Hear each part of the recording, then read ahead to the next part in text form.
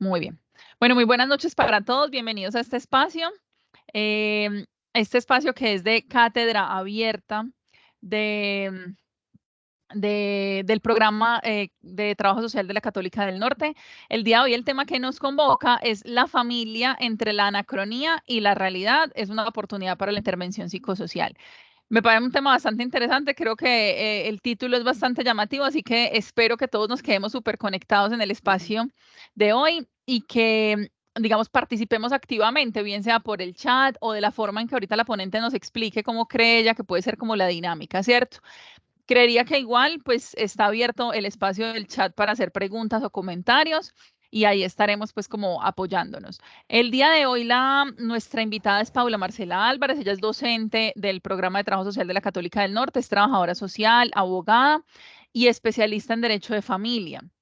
Em, bueno, otra información o aviso parroquial que quería darles antes de darle pues como la bienvenida oficial a nuestra invitada es que aproximadamente a las 7:30, 7:40, voy a estarles enviando por el chat el formulario de asistencia para que porfa nos colaboren diligencia. Todas las personas que estamos aquí conectadas, docentes, estudiantes, invitados externos, todos. Diligenciemos el formulario para poder, pues, como también tener evidencia. Ustedes saben que hay muchos procesos, digamos, que tenemos que rendir cuentas ante Ministerio de Calidad y esos formatos son necesarios, perdón, Ministerio de Educación y estos formatos son necesarios. Así que les agradecemos infinitamente que participen diligenciándolo.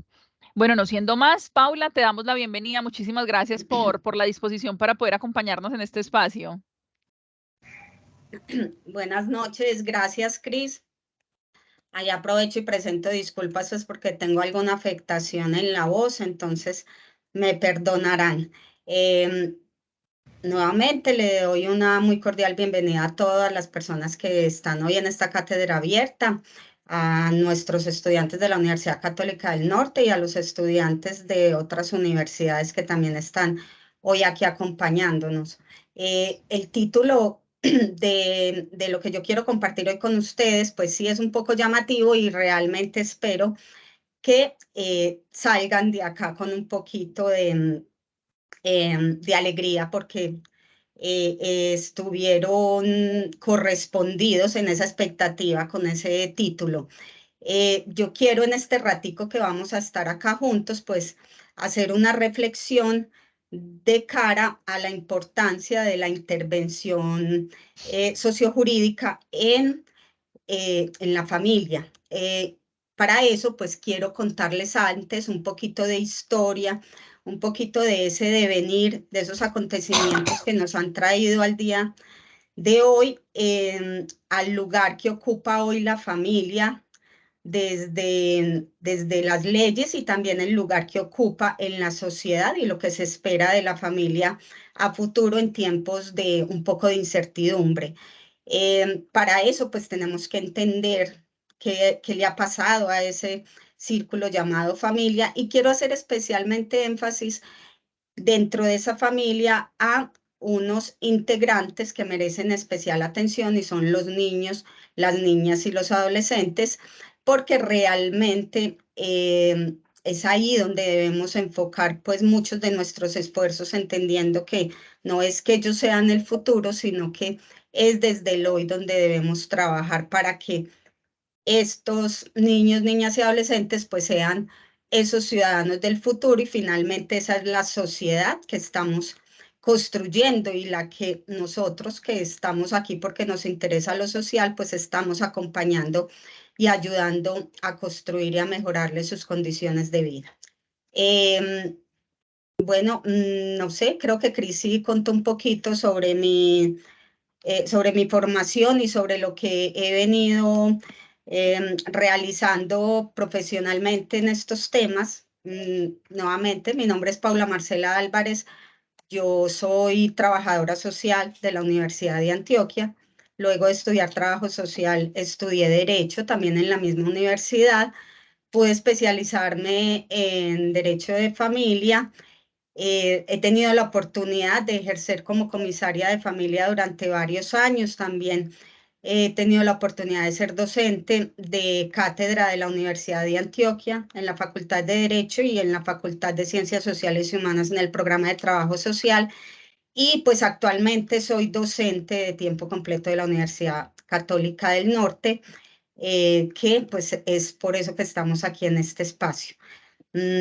Voy aquí a permitirme compartir pantalla. Les propongo que las intervenciones las hagamos al final. Saquemos un espacio pues para resolverlas. Sin embargo, como lo dijo Cristina, la profe Cristina, pues el chat está abierto para que puedan intervenir y compartir lo que nos quieran por este medio.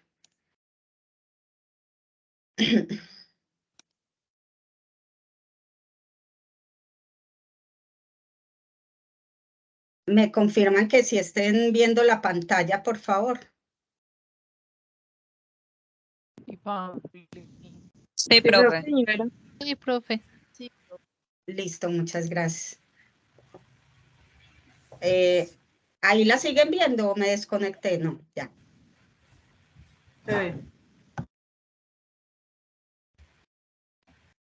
Para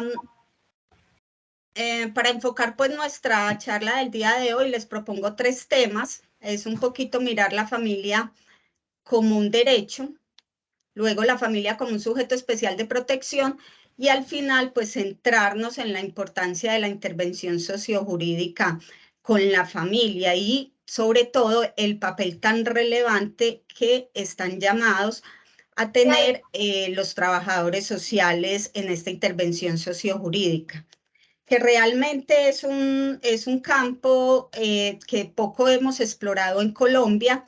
Hay países como Argentina a nivel de Latinoamérica que nos lleva un poquito de ventaja en todo este tema de la intervención sociojurídica, pero sí tenemos un recorrido importante y enseguida pues van a ver por qué desde las mismas leyes se valida y se reafirma la pertinencia del trabajo que hacemos desde trabajo social en todo este campo del derecho de familia.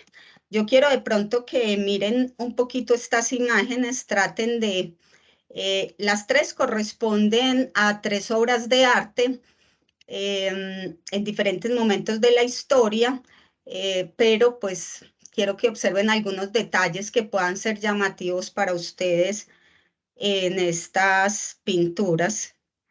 Que espero pues que sí estén viendo bien. No sé si de pronto alguien quiere abrir su micrófono y contarnos qué ven las pinturas o qué le llama la atención o realmente no hay nada de importancia en estas figuras.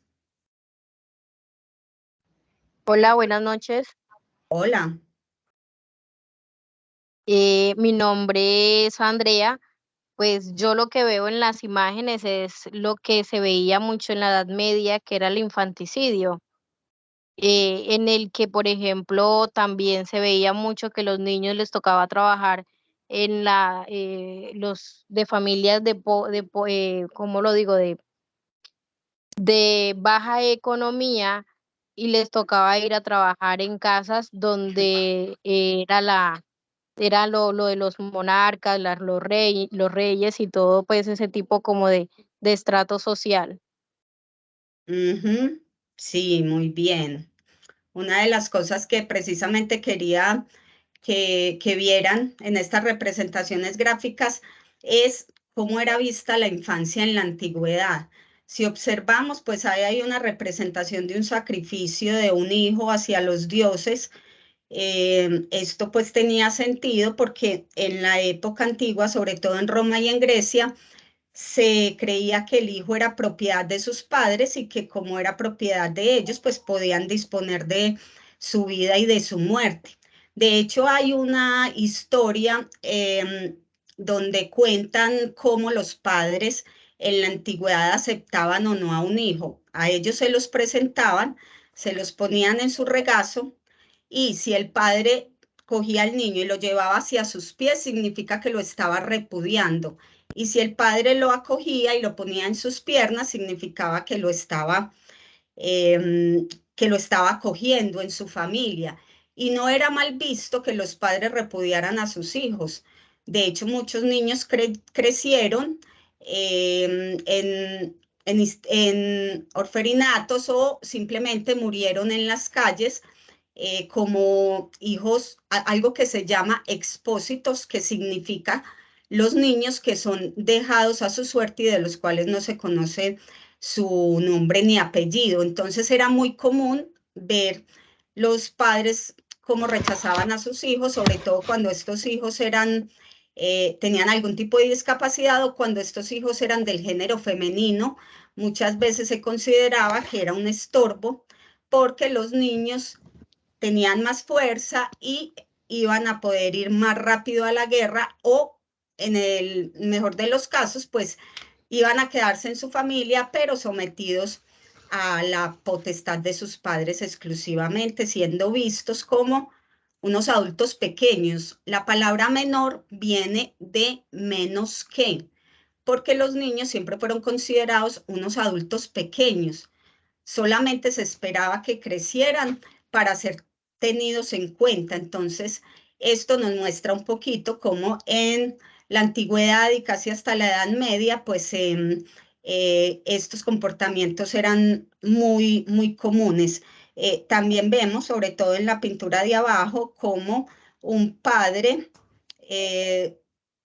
mata a su hijo para castigar a su esposa por algo que la esposa había cometido. Entonces también era una manera en que se llevaban a cabo las relaciones entre padres e hijos. Los niños eran objeto de comercio, los niños eran objeto de explotación, los niños eran sometidos a trabajos forzosos, los niños eran objeto de venganza entre enemigos. Realmente el papel de la infancia en la antigüedad fue un papel invisible. Los niños han tenido a lo largo de la historia eh, unos capítulos muy, muy tristes.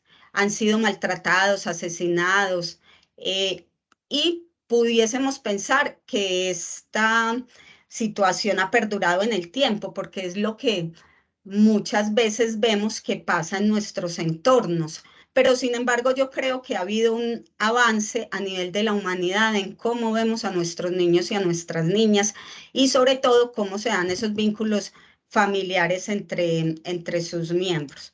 Aquí quiero mostrarles, es una historia, obvio, es una historia real, que para las personas que trabajamos todo el tema de la familia es como un punto de quiebre en relación a los derechos de los niños y de las niñas.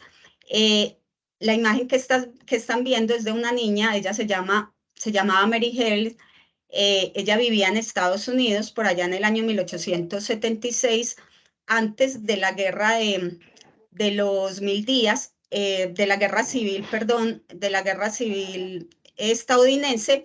Esta niña fue dejada por sus padres biológicos al cuidado de otra familia porque no podían hacerse cargo de ella debido a la pobreza que había dejado la guerra. De hecho, todavía en ese momento estaban en situación de guerra.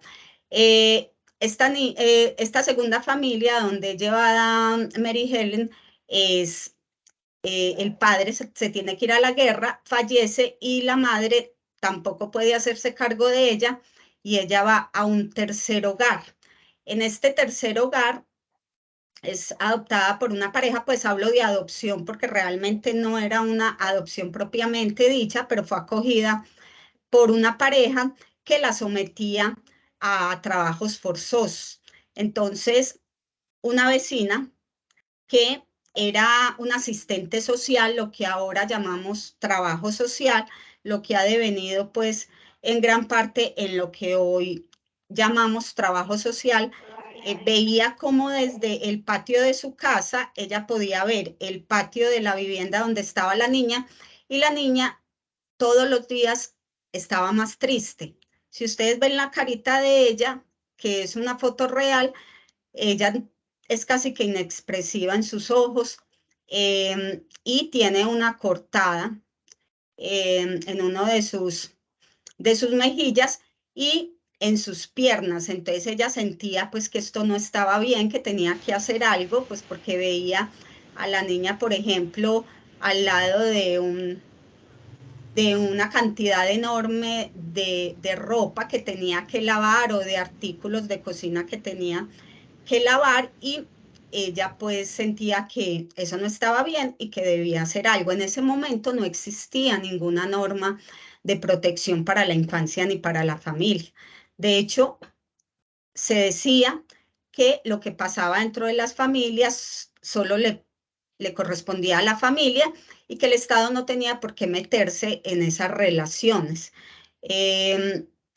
Insistiendo en que los niños son propiedad de sus padres y los padres pueden hacer con ellos lo que quieran. Esta asistente social fue hasta las autoridades del lugar, Nueva York, y las autoridades con justa razón le dijeron: nosotros no podemos hacer nada, no podemos ir y retirar la niña de la casa ni prestarle protección. Ella insistía y no. Y ella tenía un amigo, que el amigo era defensor de los animales, y para el momento ya existía una norma que prohibía la crueldad contra los animales. Entonces a este amigo se le ocurrió decirle al asistente social que por qué no le decían a las autoridades que, como los animales eran seres vivos y había una norma que prohibía la crueldad contra ellos, que asimilaran a Mary Hale con un animal que también era un ser vivo, para que se le pudiera aplicar esta misma norma y poderla retirar de esa vivienda por tratos crueles. Fue de esa manera, lo que en derecho se llama por homologación de derechos, que se pudo proteger a Mary Hale. Esa es como la primera historia conocida que se tiene de protección de un niño o una niña por parte del Estado. Fue en 1876 y digamos que marcó un hito. Si bien no generó un cambio, el cambio vino después, pues sí es algo que nos pone a pensar sobre la situación de la infancia en ese momento de la historia, que tuvo que ser comparada con un animalito para que pudieran brindarle la protección o por lo menos sacarla de este entorno. Esto al final, pues digamos que tuvo un final feliz. Ella pudo ser retirada de ahí, esta asistente social se hizo cargo de ella y pues hasta hace muy poco vivió una de las hijas de Mary Hale, que se casó y pudo tener una familia. Así era realmente como el Estado percibía los asuntos familiares. Luego vienen dos sucesos históricos muy importantes que también marcaron un antes y un después en todo el tema de la asistencia social. El primer hecho fue la Primera Guerra Mundial. Esta Primera Guerra Mundial pues dejó el mundo devastado. Europa estaba totalmente acabada, y una enfermera llamada Englatin Jebb advirtió la necesidad de una protección especial para todos estos niños que habían quedado huérfanos de la guerra, o para todas estas madres que habían quedado con hijos que estaban en una situación total de pobreza y hambruna. Entonces, con la ayuda de su hermana, ella funda lo que hoy llamamos Save the Children. Todavía existe y es una de las organizaciones, en este momento hace parte de la ONU, más importantes, que se dedica a todo el tema de la atención de la infancia. Nació pues con el único objetivo de prestarles ayuda humanitaria inmediata a todos estos niños que desde la guerra habían quedado en situación de indefensión. Luego de esto, pues de esta Primera Guerra Mundial, se reúnen los países y el 24 de septiembre del 24 hacen algo que se llama la Declaración de Ginebra. La Declaración de Ginebra, ustedes la pueden ver ahí en la diapositiva. Esta es una foto pues de la original, es una sola hojita, y lo que dice son 5 principios donde mencionan, en palabras más, palabras menos, que la humanidad debe lo mejor de sí a la infancia.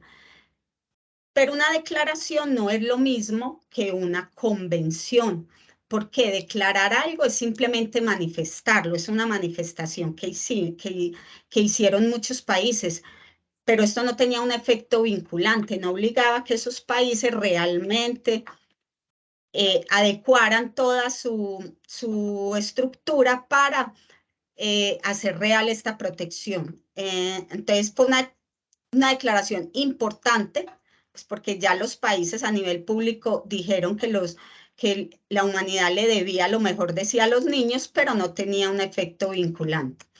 Luego de esto, pues ya llega la Segunda Guerra Mundial. La Segunda Guerra Mundial es otro de los eventos que nunca debieron haber pasado en la humanidad, desafortunadamente, pero pues sucedieron y nos dejan unas historias y aprendizajes bien importantes, pero sobre todo nos dejó la creación de la ONU, que es actualmente la Organización de las Naciones Unidas, y pues esta organización se reunió y firmó la Carta de las Naciones Unidas, que fue como una ruta a ver cómo vamos a sacar el mundo después de lo destruido que nos dejó la Segunda Guerra Mundial.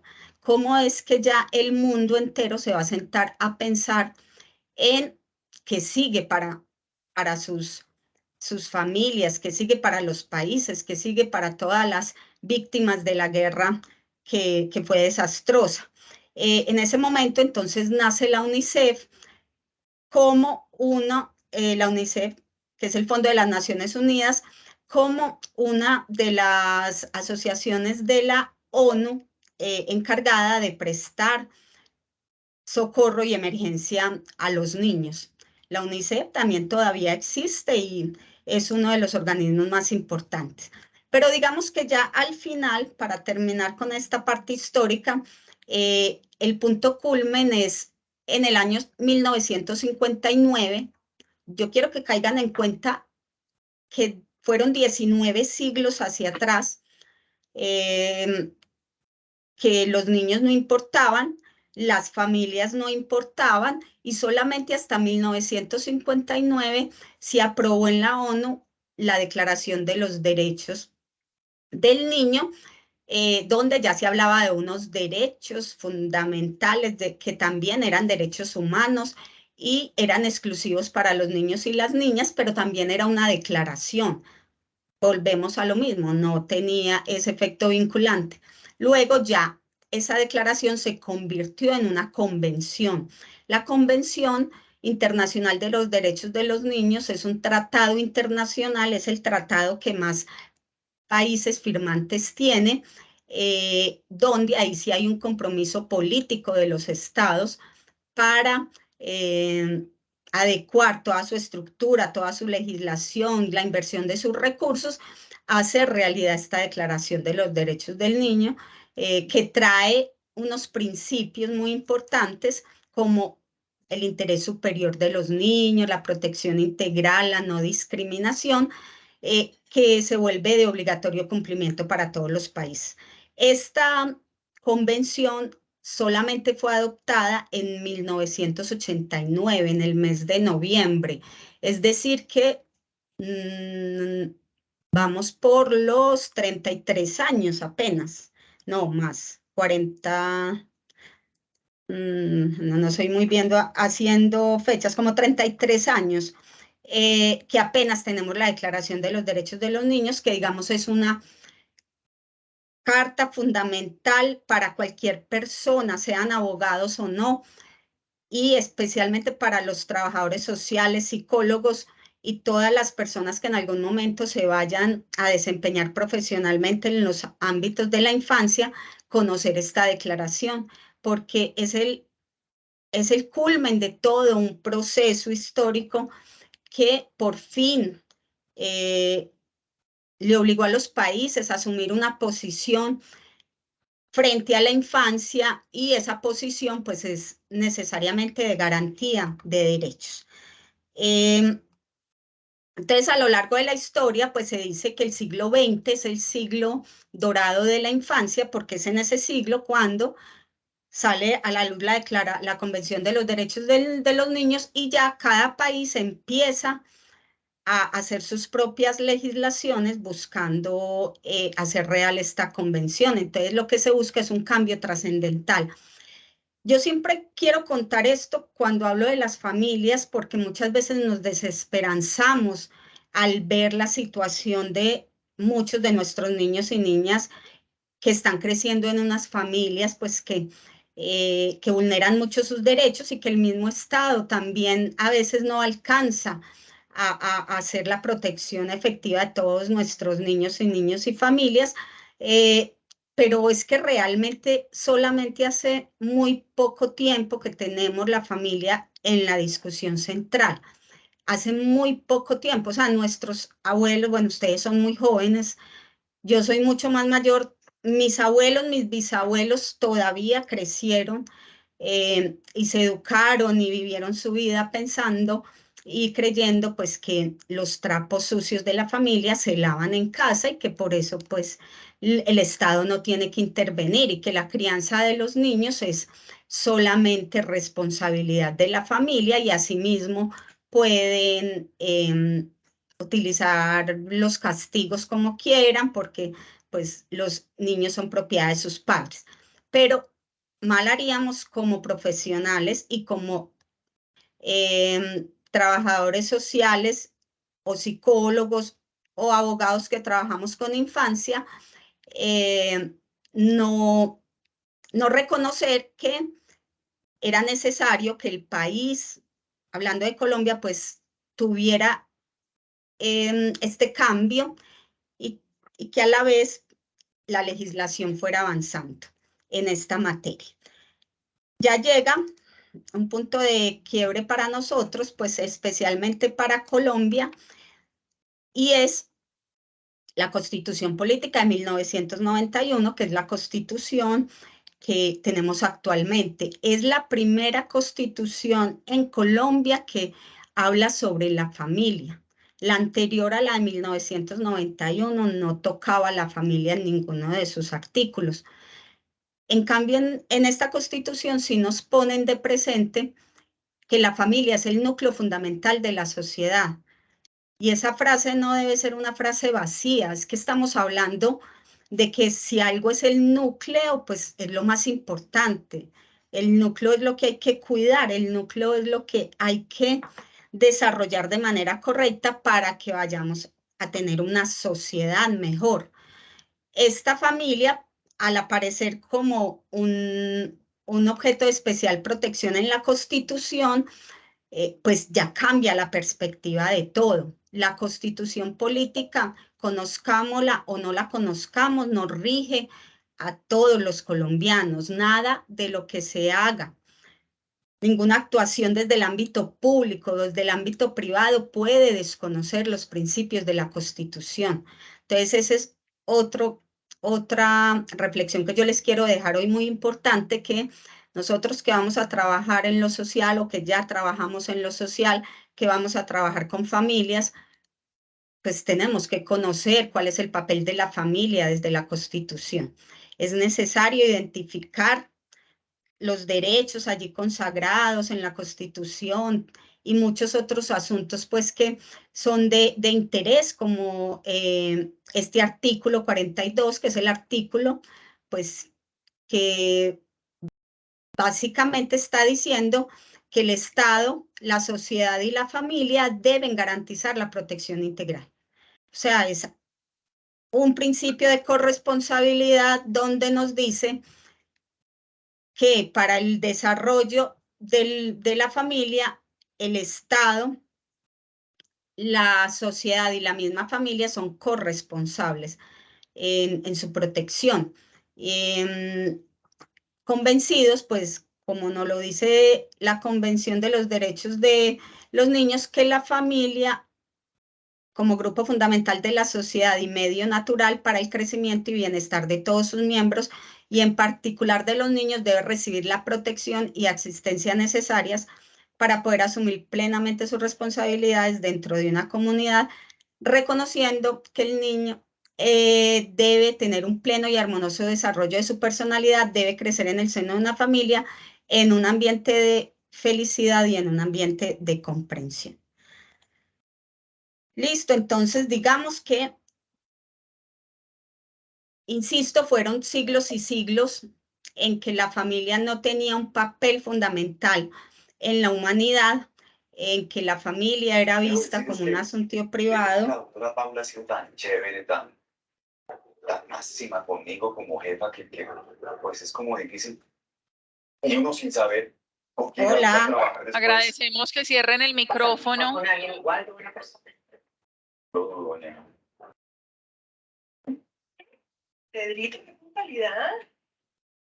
Entonces, entendiendo toda esa historia, pues ya nos tenemos que pensar qué viene para la familia y cuál es nuestro papel. Cuando yo les propongo en el título de la conferencia la palabra anacronía frente a la palabra realidad, lo que quiero indicar es que la familia ha venido avanzando, ha venido modificándose, ha venido cambiando, se ha venido conformando de formas distintas a lo largo del tiempo. La realidad nos ha ido mostrando que la familia es dinámica y que la familia, si la leemos hoy de una manera, mañana no la vamos a poder leer de la misma forma, que la familia cambia como cambia la sociedad. De igual manera, nosotros hace 30 años no teníamos internet, era una sociedad totalmente distinta a la que tenemos hoy, que ya tenemos internet y estamos a puertas de la inteligencia artificial, y en medio de todo esto tenemos la familia. Entonces, ¿qué hacer? ¿Qué hacer con esa necesidad que tenemos de acompañamiento desde lo social a estas personas que se dicen familia? Y hablo de anacronía porque el derecho particularmente no nos da esas respuestas. El derecho es como corriendo detrás de la realidad, tratando de regularlo. Por ejemplo, en el año 90 era impensable que en Colombia aceptaran una figura que se llama unión marital de hecho, pues me imagino que todos la han escuchado mencionar, que es cuando las personas deciden no casarse, sino simplemente convivir. Entonces, era impensable. Las personas se santiguaban y decían, pero por Dios, ¿cómo vamos a darle derechos a un concubinato? Les decían las mozas, les decían las concubinas, bueno, se me va la otra palabra, era muy mal visto estas uniones que no estaban bajo el matrimonio. Pero ¿qué sucedió? La realidad fue cambiando, muchas parejas decidieron vivir de esta manera sin el vínculo matrimonial. ¿Y qué le tocó al derecho? Simplemente regularlo, porque el derecho no hace realidad, la realidad sucede y el derecho es anacrónico. Entonces, es desde las ciencias sociales y especialmente desde trabajo social donde nos han ayudado a leer en lo jurídico qué está pasando con las familias en la actualidad. Trabajo social es una de las disciplinas que más tiene para enseñarnos en este tema de los tipos de familia, de las dinámicas de familia, de cómo estudiar las familias, porque, insisto, el derecho todavía está muy en la línea de una visión de familia solamente hombre, mujer, hijos, lo que llamamos familia nuclear. Por eso hablo de la anacronía. La anacronía refiriéndome al derecho y la realidad refiriéndome a lo que pasa a diario con nuestras familias. Bueno, esto es un poquito jurídico. Tenemos que entender también algo que ha cambiado sustancialmente las familias en Colombia, y son los fallos que da la Corte Constitucional. De pronto, como este no es un espacio de abogados, pues me va a permitir explicar de manera muy rápida qué significa la Corte Constitucional en nuestro país. La Corte es la instancia superior, es el guardián de la Constitución. La Corte es esa entidad que se encarga de velar con que todas las normas que tengamos en el país, todas las leyes, todos los decretos, todas las circulares, cualquier cosa no contradiga la Constitución.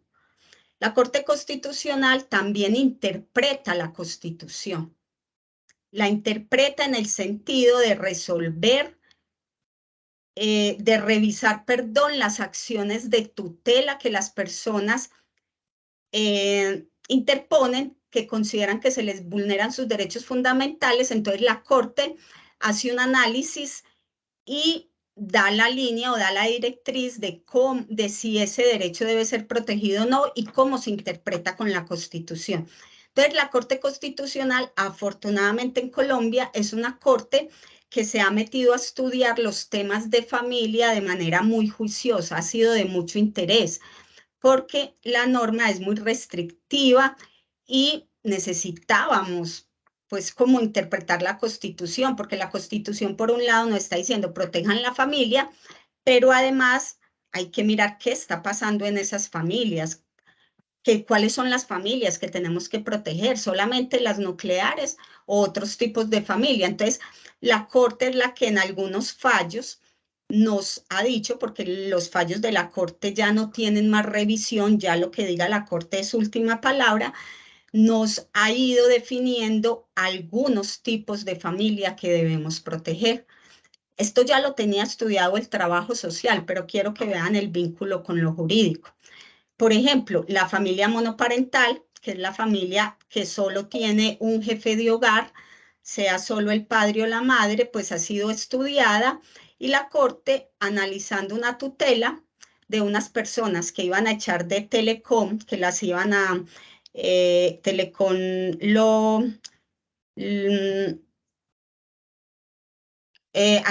a Telecom lo iban a acabar, era una entidad estatal, pero antes de acabarlo había algo que se llamaba el retén social, es de liquidar, es la palabra, se me fue, liquidar. Había un retén social, es decir, que antes de despedir a todos, tenían que mirar las madres cabezas de familia o las personas que estaban próximas a jubilarse. En todo el proceso de liquidación, estas iban a ser las últimas personas que iban a despedir. Pero entonces un hombre que era padre de familia, que tenía cargo de sus hijos porque la madre había fallecido, interpuso una tutela y le dijo a la Corte, pues cómo yo no voy a tener esa misma protección sabiendo que yo pues soy padre de 2 hijos y lo que se busca es proteger la familia. Y finalmente pues la Corte reconoce, y por eso es que la expresión mujer cabeza de familia ya no se usa, sino persona cabeza de familia, en el entendido de que puede ser también un hombre. Con todo esto, ¿qué pasó? Que la Corte no reconoció que había una familia monoparental. También ha habido fallos donde ha reconocido la existencia de familias homoparentales, es decir, las familias conformadas por personas del mismo sexo, y equipara los derechos de las uniones heterosexuales con las uniones homosexuales, también es otro avance.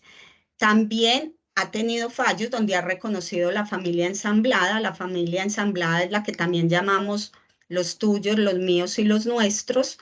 Esta familia, pues, es reconocida porque la Corte en una tutela analizada ordenó a una EPS que vinculara dentro de su grupo familiar a un hijo social del empleado, que no era su hijo biológico, pero sí era hijo de su esposa, entonces era lo que llamamos hijo social o hijastro, y obligó a la EPS a que lo vinculara al grupo familiar para ser atendido. La Corte entonces nos está diciendo, ahí hay una familia ensamblada o reconstituida. También ha hablado sobre la importancia de los hijos de crianza, en una sentencia donde habla de un niño que fue abandonado por su madre al nacer. Unos familiares lo cuidaron y pues no querían atenderlo en salud, y la Corte pues dijo, las EPS tienen que reconocer a este niño de crianza como grupo familiar de esta familia, y pues también se tiene que vincular a la EPS. También obligó en una oportunidad a las fuerzas militares a que entregaran la pensión de sobreviviente a un par de ancianos que habían criado a un soldado que falleció. Entonces no le querían entregar la pensión porque no eran sus padres biológicos, y después de analizar la importancia de la familia, pues se ordena que se le entregue esta pensión de sobreviviente. También nos habla de la familia unipersonal. La familia unipersonal, cuando le permite a que una sola persona que viva sola pueda, hay una figura en el derecho que se llama patrimonio de familia inembargable, que es como ponerle una limitación a un bien para que el bien no pueda ser embargado ni pueda ser objeto, pues, de cobro de alguna deuda. Pues esto está reconociendo pues que una sola persona sí debe ser protegida frente a cualquier cosa que pase con su vivienda, que la vivienda es el lugar más digno que debe tener la familia para desarrollarse. Y finalmente, pues es algo que es un poquito, digamos que de debate, es algo polémico, pero está pasando, y a eso es lo que yo hago el llamado, a ir entendiendo la realidad en su real expresión, y es la familia poliamorosa, donde hace poco, pues un tribunal de Medellín decide sobre la pensión de una persona fallecida que tenía una relación poliamorosa con 2 hombres más. Entonces, estos 3 hombres, pues que tenían una relación en el tiempo, no era una relación permanente, reclaman la pensión de este compañero que falleció, y la Corte, analizando como la función que ellos 3 cumplían y si estos realmente eran una familia por la función que realizaban, y pues llegó a la conclusión de que ellos sí tenían derecho a la pensión. Porque había entre ellos solidaridad, entre todos pagaban los gastos del hogar, tenían una convivencia, se apoyaban. De hecho, la muerte de esta persona, pues siempre todo el proceso de enfermedad y fallecimiento fue acompañado por estos 2 compañeros. Entonces, todo eso es lo que hace una familia finalmente, ¿no? Acompañar y apoyar a sus miembros, ser ese lugar seguro. Y pues la Corte dijo, sí existe la familia poliamorosa, y hay que reconocerle los derechos que tienen ellos 2 a la...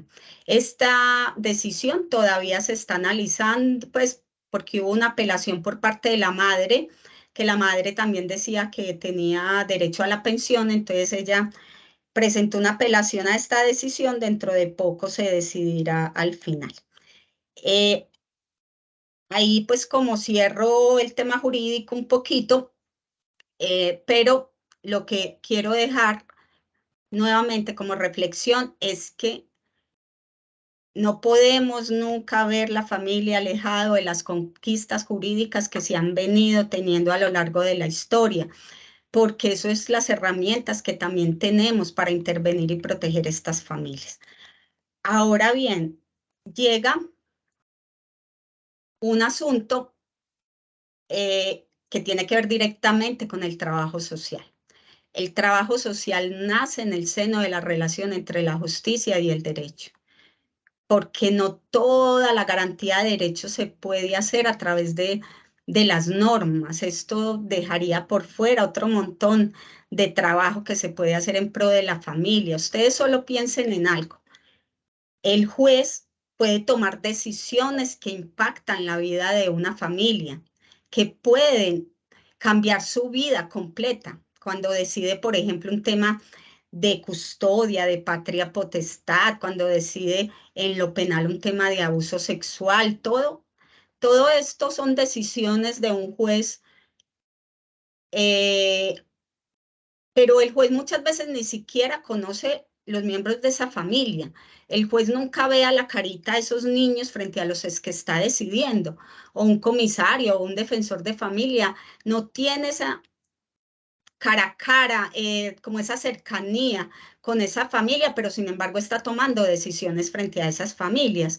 Ahí es donde las disciplinas como el trabajo social, la psicología, se convierten en relevantes para todo este trabajo, porque ellos sí son los que van a esas familias, las estudian, las intervienen, pueden darle a quien toma la decisión una visión muy cercana a la realidad de lo que está pasando, para que las decisiones que las van a impactar, pues obviamente estén tomadas de conformidad a la garantía de los derechos de esa familia y no vayan a ir en contravía, pues, como de sus derechos. Hay muchas pioneras que desde trabajo social han explorado este tema de lo jurídico. Una de ellas, pues, son las que están viendo ahí en la diapositiva. Muchas trabajadoras sociales se han metido a impulsar reformas legislativas, sobre todo en temas de poblaciones vulnerables, a impulsar esos cambios que se necesitan. ¿En cuáles procesos trabajo social tiene preponderancia? ¿En cuáles procesos? Es que no es si quiere.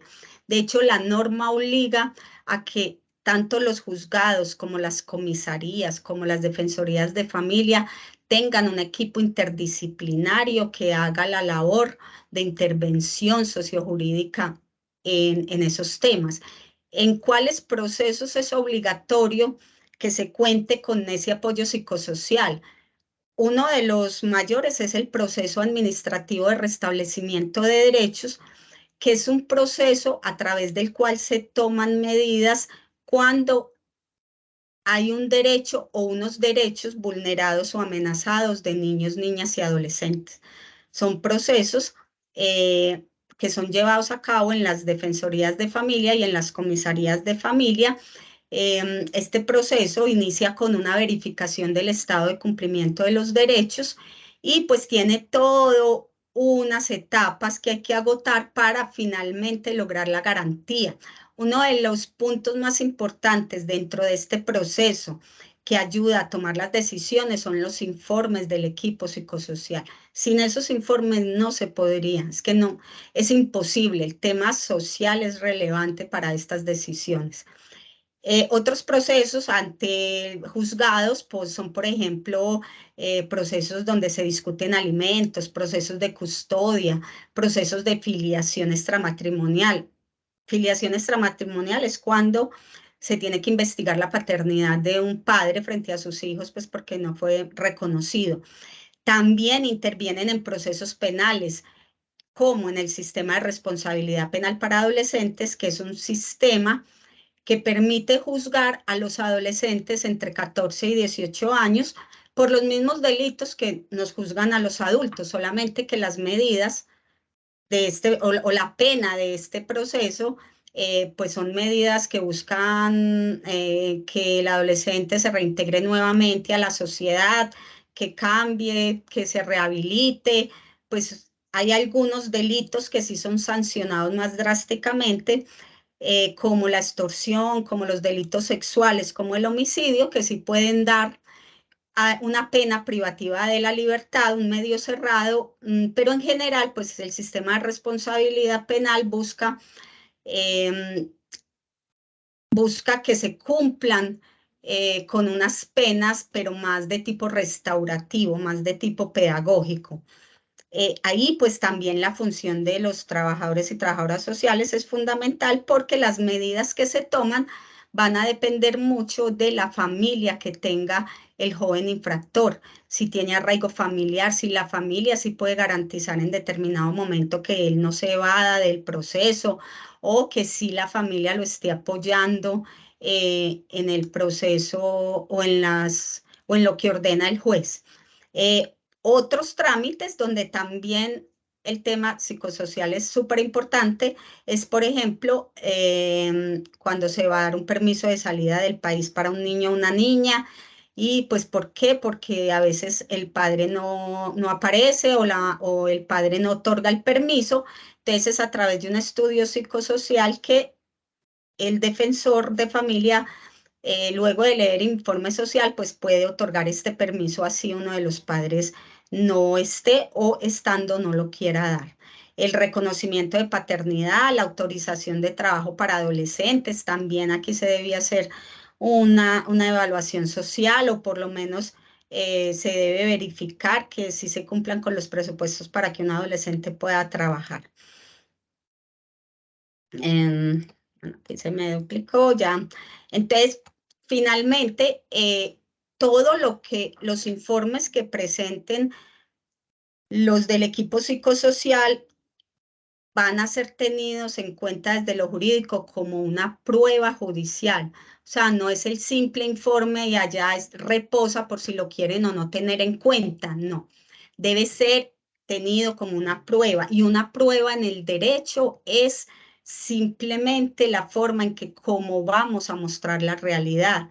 Es todo el tiempo en el derecho lo que se están buscando es pruebas que nos permitan llegar a la verdad.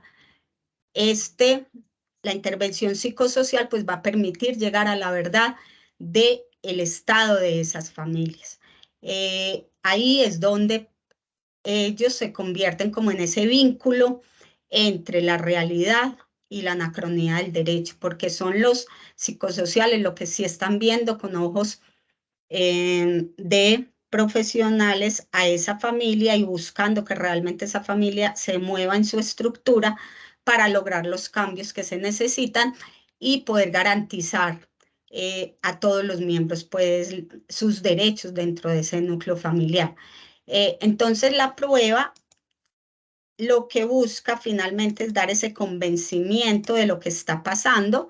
Esto se hace a través de un dictamen pericial, o el dictamen pericial lo emiten todas las profesiones. El dictamen pericial se trata de un concepto dado por un especialista de forma imparcial, objetivo, veraz y concreto que se presenta por parte de un profesional en calidad de auxiliar de la justicia.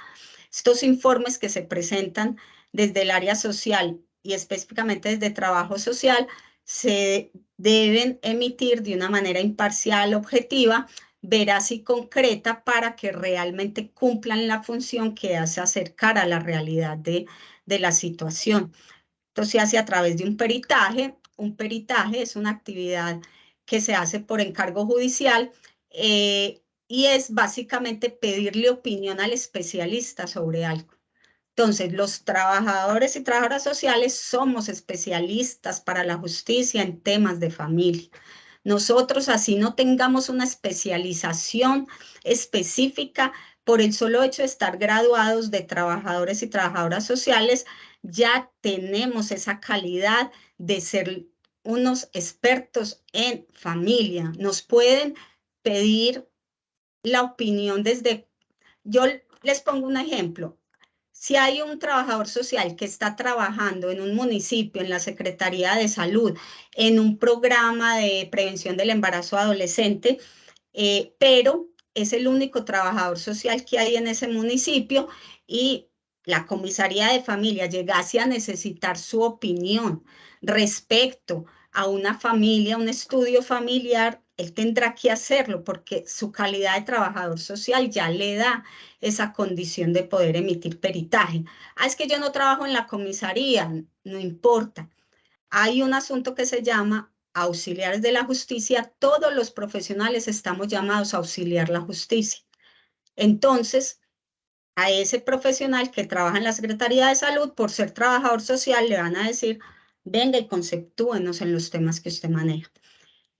Entonces es muy importante pues también que nosotros entendamos que una vez nos graduemos, tengamos ese grado en la mano, ya vamos a tener también unas responsabilidades desde lo jurídico y especialmente en el campo de familia. También podemos emitir dictámenes, es decir, esos conceptos que en procesos como adopciones, en procesos de restitución internacional de menores. Una restitución internacional de menores es cuando un niño es llevado a otro país se supone que regresaba al país de origen y no lo regresaron. Es como un secuestro internacional más o menos, entonces se deben iniciar unos procesos de cooperación con el otro país para reintegrar ese niño acá. Cuando un padre o una madre arbitrariamente se queda con el niño en otro país y no lo regresa. Estos pues son como los temas más importantes que se pueden manejar desde lo jurídico. También los que le mencionaba ahorita, los procesos de alimentos, los procesos de custodia, en todo esto el trabajo social es fundamental. Este asunto de los dictámenes ha venido tomando fuerza en Colombia y de hecho ya hay trabajadores sociales que se dedican únicamente a esto. ¿Por qué? Porque cualquier persona que esté dentro de un proceso judicial puede solicitar como prueba sus propios dictámenes. Una parte en un proceso puede solicitar que le emitan dictámenes particulares, pagar por un dictamen y llevarlo como prueba dentro de un proceso, y eso es totalmente válido en el ejercicio del derecho de defensa.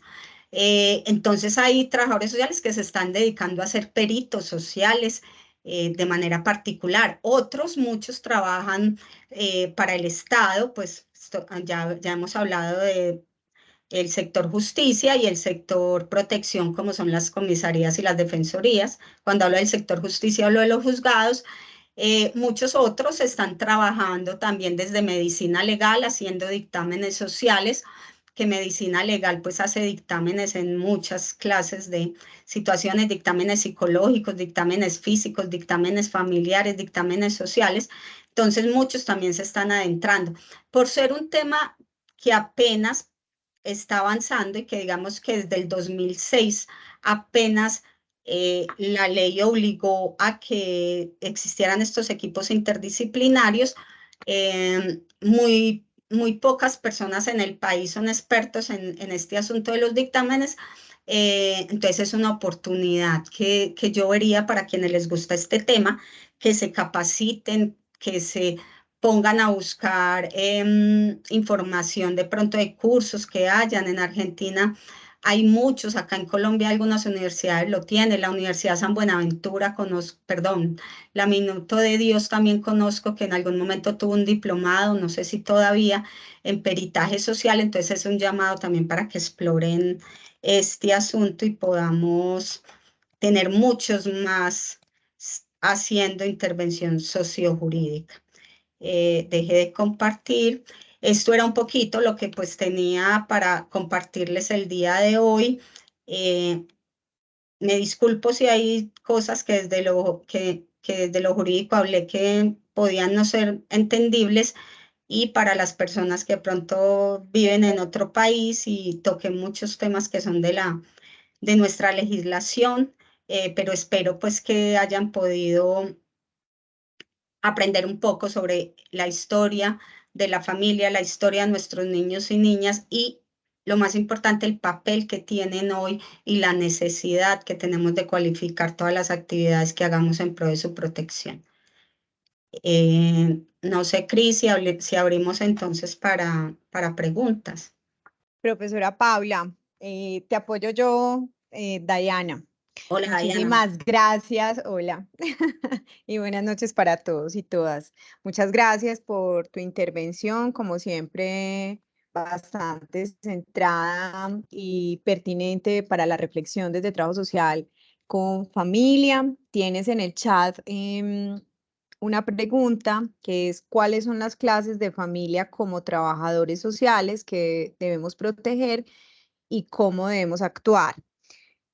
También había otro comentario, y es que si las diapositivas y la grabación se comparte, y ya pues a través del chat compartimos el canal de YouTube de la facultad, donde en el transcurso de la semana será publicada esta cátedra para que puedan acceder, y si quieren compartirla pues como con otras personas que consideren les puede interesar, lo pueden hacer. Recordamos también de nuevo diligenciar el formulario de asistencia, y bueno, profesora Paula, le dejo para que pueda responder la pregunta que tiene en el chat, y si otras personas que están levantando la mano, pues ya usted indicará darle la palabra. Sí, aquí estaba leyendo lo que habían escrito en el chat. O sea, las clases de familia de trabajo social no son taxativas, eso es lo interesante, que nosotros, trabajadores sociales, todo el tiempo estamos descubriendo nuevas formas de familia. Hemos llegado hasta hablar de la familia multiespecie, que es la familia conformada por un humano y un animal de compañía, que pues también ya ha sido objeto de discusión desde lo jurídico. Ya se han presentado solicitudes de custodia de cuando se van a separar dos personas, quién se va a quedar con la custodia de su mascota. Yo particularmente, pero es mi opinión y sé que no es de la mayoría, yo considero que la familia multiespecie pues no cumple una de las funciones fundamentales que debe tener una familia para el ser humano, que es la comunicación y la solidaridad. Entonces muchos dirán, ay, pero es que mi perro me apoya cuando estoy enfermo. Sí, es muy importante, pero a la hora de resolver un conflicto, a la hora de tener una interrelación entre personas donde se deba abordar un conflicto, o a la hora de obtener la solidaridad entre los miembros de la familia. Por ejemplo, yo no puedo pedirle alimentos a mi perro, pero yo sí puedo pedirle alimentos a mi hermano, a mi papá, a mi mamá o a mis hijos en caso de ser necesario. Entonces, más viéndolo desde lo jurídico y las funciones que debe cumplir la familia, pues yo considero que no se da en la familia multiespecie, pero está pasando y muchas personas, muchos comisarios de familia ya están abordando conciliaciones de este tipo de situaciones, de familias multiespecie. Entonces, trabajo social va a ir encontrando cómo las personas se están decidiendo unir, conformar familia. Muchas veces porque así lo quieren, otras veces porque las realidades se lo imponen. Por ejemplo, muchas personas deciden tener su pareja y como un acuerdo tácito decir, no queremos tener hijos. Lo hablan, lo conversan y el objetivo de esas dos personas, ¿cuál va a ser? Viajar, disfrutar, invertir juntos. Eso es una familia, se llama la diada conyugal. Esa, pues las personas deciden hacerlo así y de hecho ha venido en aumento este tipo de uniones, pero tenemos otras familias como por ejemplo los hogares domésticos, los inquilinatos, donde las personas llegan allí por situaciones de desplazamiento, por situaciones de catástrofes naturales, donde se tienen que albergar con otras familias y conformar pues un hogar doméstico. Entonces también pasa no por voluntad de las personas, sino porque la realidad nos lleva hasta allá. Y trabajo social tiene que estar analizando todo el tiempo todo eso. Actualmente, pues podemos hablar de las que le mencioné, la homoparental, la monoparental, la familia nuclear, que es la clásica, la familia extensa, que también es un tipo tradicional, la reconstituida, que ya es de los nuevos tipos, que es los tuyos, los míos y los nuestros, las diadas conyugales, las familias, se me fue el nombre, pero bueno, son las familias donde hay, bueno, son como unas unidades domésticas donde hay personas de diferentes grupos consanguíneos, o sea, no necesariamente están unidos por el vínculo consanguíneo. Entonces, todos estos tipos de familia, pues, podemos analizarlo hoy. Puede que nos sentemos a hablar dentro de 3 meses de este mismo tema y ya hayamos identificado otra forma en que están decidiendo las personas conformar familia. La realidad va a suceder, la familia va a cambiar, las condiciones sociales también afectan la familia, entonces eso es lo interesante del trabajo social, que todo el tiempo está estudiando la familia en pro de alimentar el derecho y que el derecho tome las mejores decisiones respecto a los problemas que afectan a las familias o simplemente pues ayude a las familias a la garantía de todos sus derechos. Entonces no hay como un listado. Las diapositivas sí se las podemos compartir. Mañana, pues me imagino que también se compartirá la grabación y también podemos, madre, familia que cuidan los niños menores. También podemos compartir las diapositivas. No entiendo de pronto lo que quieren aquí decirnos, Luz Marina.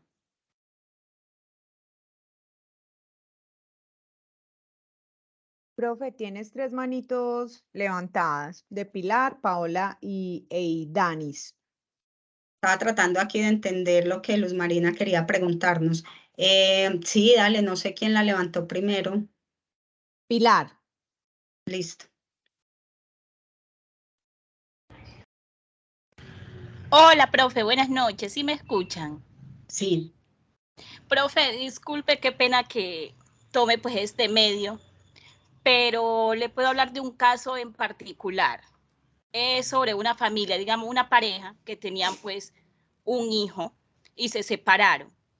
Pero ahora la madre no deja ver al padre al niño, ¿sí me entiende? Bueno, ese es un caso pues especialmente también que se dio allá en Antioquia. Y él puso la denuncia ya en la comisaría de familia, tienen el caso, pero pues él me comenta que no, que toda le dan la favorabilidad a ella como madre. A él no le dejan ver el niño en ningún momento. Si la madre le niega que vaya a ver al niño, hasta lo agrede, y él ha puesto denuncia, pero no da frutos. Me acordaba que usted también hablaba del caso de salir del país. Ella quiere sacar el menor fuera del país. Entonces, en una parte dice que tiene que tener la firma del padre. Entonces él decía, pues bueno, por esa parte no lo puede sacar, pero sí lo puede sacar sin la firma del padre. Entonces él dice que no tiene derechos, que él ya se siente agotado y frustrado porque ya no puede ver a su hijo. Entonces, ¿qué posibilidades hay, digamos, una forma, pues, para que él sí pueda ver a su hijo? Pilar, hay algo que los abogados utilizamos mucho, mejor dicho, hay algo que los abogados evitamos mucho y es conceptuar sobre casos de los cuales no conocemos su trámite. ¿Por qué? Porque podríamos desinformar. Yo podría decirte con base en lo que tú me estás diciendo, pero puede que ya en la comisaría donde tiene el caso, pues hayan sucedido otras cosas. Entonces, más fácil, enseguida te anoto mi correo electrónico por el chat y lo podemos conversar por el correo electrónico si tiene algunos documentos que hayan entregado en todo el proceso que ha tenido, pues podemos tratar de mirar qué está pasando, pero no me atrevo a conceptuarte sin conocer qué tipo de proceso es, en qué etapa del proceso va, cuál es la versión inclusive de la otra parte. Es más por no ir a desinformar. Entonces, enseguida te anoto el correo, Pilar, y te dejo ahí la posibilidad para que lo conversemos por el correo. Listo, profe, muchas gracias. Listo, Pilar. Otra de las personas que tiene la manito levantada. Paola Matos. Hola, profe, buenas noches. Hola, Paola. Profe, bueno, antemano agradecerle. Me parece muy clara su ponencia. Sin embargo, a mí me queda una duda. ¿Usted cómo considera que se puede saldar la deuda que como trabajadores sociales tenemos frente a poner también a los adultos mayores como parte de la familia? Usted durante toda la ponencia ha manifestado que, claro, el centro de la familia son los niños, las niñas y adolescentes. Mencionó una vez los adultos mayores, cuando históricamente pues se conoce que nuestros abuelos nos educaron en lavar los trapos sucios de la casa, y mencionaba también que los adolescentes, que los niños, espera que yo por aquí lo anoté, estaba muy juicioso anotando todo, que la humanidad le debe lo mejor de sí a la infancia. Yo creo también que la humanidad le debe muchas cosas a los adultos mayores. Y como trabajadores sociales estamos olvidando mucho que también los adultos mayores están siendo vulnerados por niños, niñas y adolescentes que hacen parte de la familia.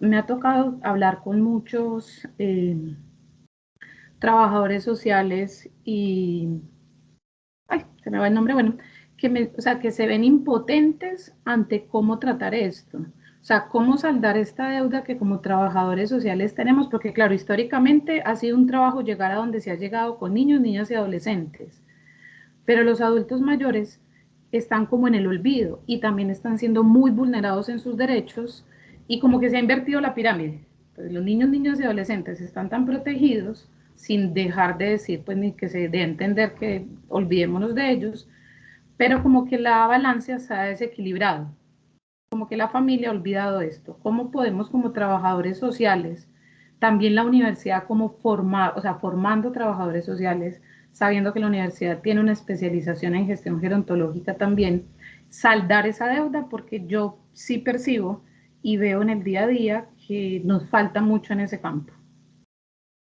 Válida, válida tu reflexión totalmente, Paola. Yo enfoqué en mi ponencia, pues realmente en los niños, por dos motivos. Pues uno, porque sí hay una protección desde lo jurídico reforzada para los niños y las niñas. Es algo que viene desde la normatividad internacional, no podemos nosotros apartarnos de eso. Hay algo que se llama el interés superior del menor y esto implica que inclusive cuando estén en debate derechos fundamentales de dos poblaciones, las dos vulnerables, en este caso de los adultos mayores frente a los niños, el interés superior obliga a que se tenga prevalencia con los derechos de los niños. No es algo que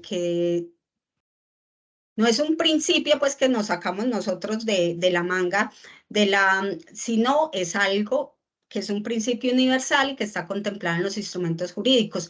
Entonces, esa protección reforzada que nos obliga la Constitución, la Convención de los Derechos de los Niños, la Convención de los Derechos Humanos, pues es obligatoria también para nuestra intervención de lo social, sin dejar de desconocer que en Colombia sí se ha avanzado mucho respecto a la reglamentación frente a la protección de otras poblaciones vulnerables.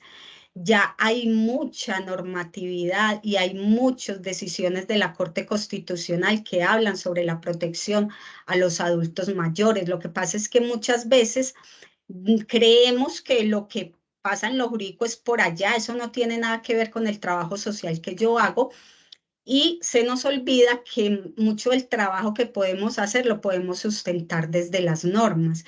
Y con toda seguridad que ante la defensa que necesitemos hacer de un derecho de un adulto mayor que se le esté vulnerando, vamos a encontrar cómo se ha interpretado esto desde las normas, porque hay, o sea, yo podría hacerte otra presentación de las mismas que te hice hoy, mostrándote avances de la Corte Constitucional en protección de los derechos de los adultos mayores, y también tenemos muchas decisiones que van enfocadas a la protección de ellos, de esa población. Ya, por otro lado, pues yo considero que la población realmente más vulnerable, los que merecen todo, porque por una sencilla razón, porque no pueden valerse por sí mismos, son nuestra primera infancia. Los niños entre 0 años y entre 5 años difícilmente podrían sobrevivir sin la atención y el cuidado de un adulto. Un niño de 2 años que está siendo maltratado ni siquiera puede coger un teléfono y llamar para pedir ayuda, o hay niños maltratados que el único recurso que tienen es llorar para mostrar su dolor. Entonces, esa población, inclusive dentro de la población de infancia, que exige tratarla con especial relevancia, esa población de 0 a 5 años es una población con doble refuerzo en la protección. Pero el tema de los adultos mayores tiene también una norma específica. Si quieres, también en algún momento, si es tu interés personal, Paola, podemos hablar desde lo jurídico cómo se ha venido obligando a que esta protección se dé también dentro de la familia como sujetos de especial protección a los adultos mayores y a las personas con algún tipo de discapacidad. Es por eso que solo te hablé de los, pero es válido, ellos también son una población súper vulnerable. O sea, no te imaginas la cantidad de casos en Medellín, pues que es mi área de influencia, de incremento de adultos mayores abandonados en las clínicas. Muchísimo, se ha venido incrementando mucho, sí, Paola. Sí, totalmente. Y créame que día a día soy testigo de muchos adultos mayores que son abandonados y agredidos. Frente a lo que usted decía, como para no cerrar y alargar, que los niños prevalecen cuando se está discutiendo un poco este tema de derechos, ¿cierto? Incluso son protegidos cuando los adolescentes, porque, o sea, no discuto los niños de 0 a 5 años porque obviamente pues son más frágiles, ¿cierto? Y volviéndonos al otro lado, hay una población de adultos mayores que son extremadamente frágiles, que tampoco pueden ni hacer una llamada ni demás. Incluso son protegidos los niños y adolescentes cuando son ellos los que abusan los adultos mayores. Los adolescentes mayores de 14 años también pueden ser denunciados por violencia intrafamiliar, hay que hacer la denuncia. En el sistema de responsabilidad penal para adolescentes es para eso precisamente, para denunciar los delitos que cometan los adolescentes. Pero en Colombia ellos responden penalmente desde los 14 años. Antes de los 14 años, es decir, si un niño de 13 años incurre en violencia intrafamiliar, si no es objeto de la ley penal, pero de los 14 hacia arriba, sí.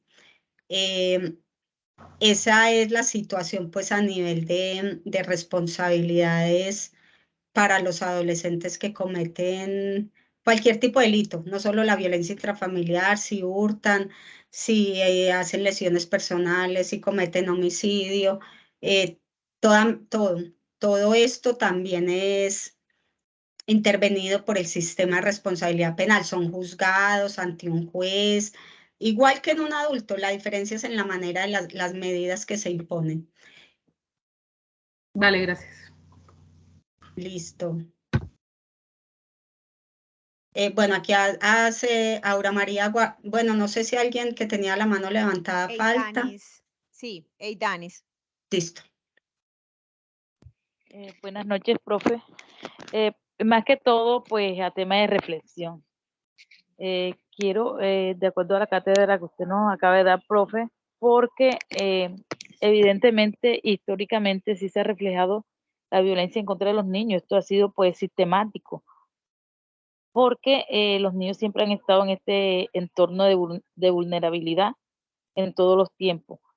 Y pues yo pienso que nosotros como adultos mayores, como con esta obligación de proteger a los niños, estamos pues llamados a eso, y más como trabajadores sociales, porque hoy estaba yo viendo pues en noticiero la cantidad aquí en Colombia que hay de desnutrición infantil, y ese se debe pues al descuido o al maltrato que le estamos dando a nuestros niños y niñas en el tema de alimentación, como lo decía usted en su intervención.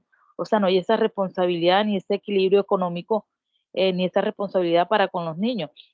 Sabemos que hay situaciones pues económicas en la familia que conllevan pues que estas situaciones se den, y que esto puede generar otras cosas de violencia, porque de pronto una madre desesperada porque no tiene, un papá desesperado, se pueden generar varias violencias en la familia por el tema del desespero, lo llamo yo así, el desespero, y pues esto puede llevar a que los niños, aparte de no tener la alimentación adecuada, lo puede llevar a otros maltratos psicológicos, físicos, o sea, y esto va sumando en el niño.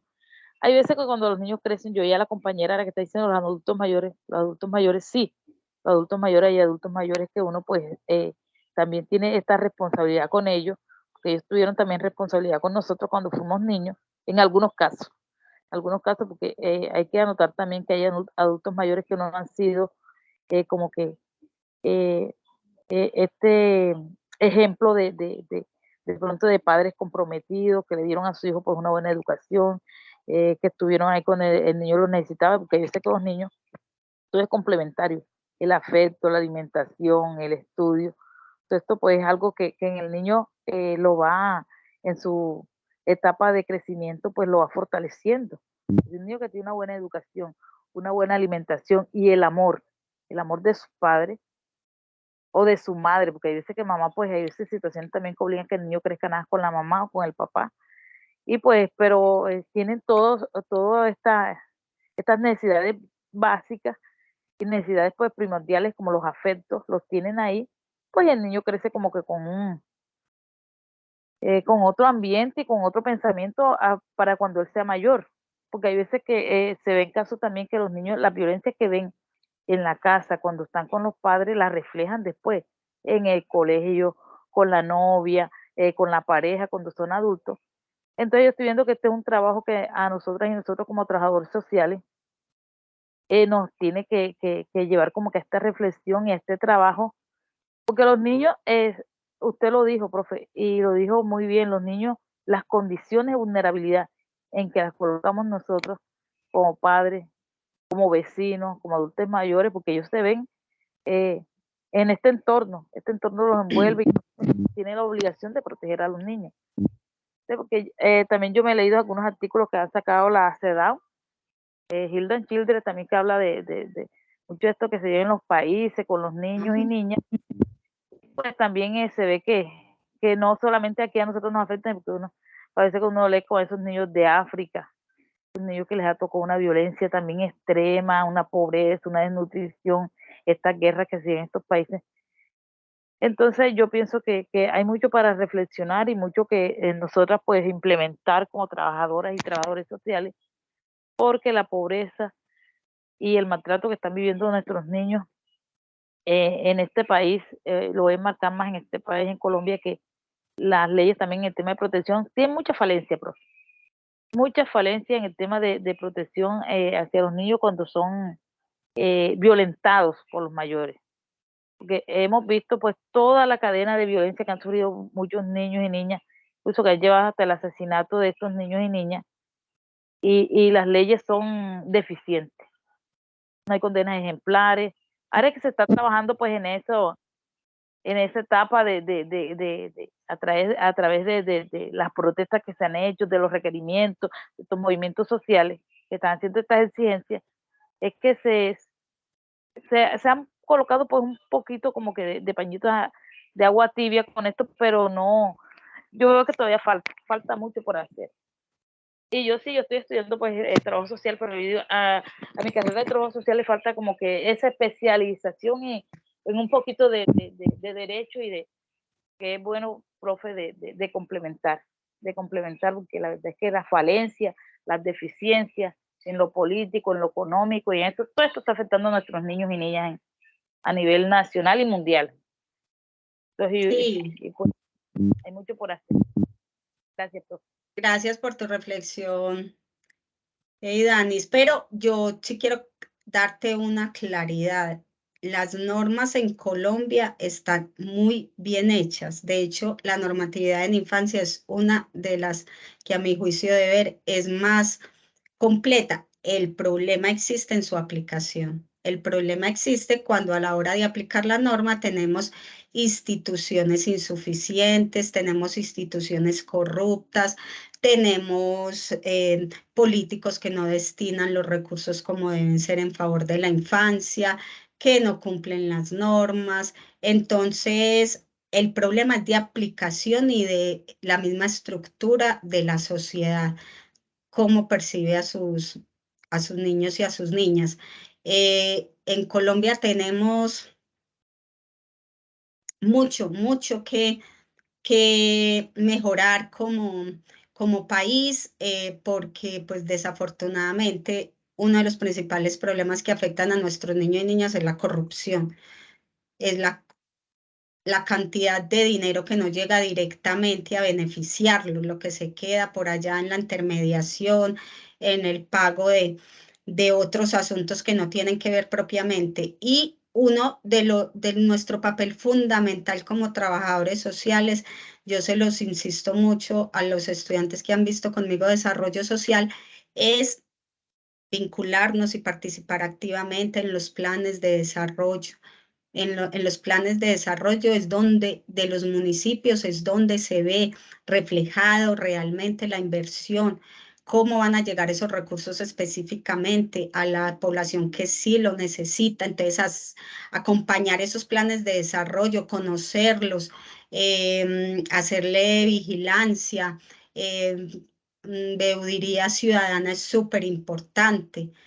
Entonces, nosotros también estamos llamados a ser parte de ese movimiento global que hay en defensa de la familia, pues porque finalmente pues la familia tiene que subsistir en la historia, pero debe ser en unas condiciones de garantía de sus derechos. Y ahí es donde nuestro papel es súper, súper importante.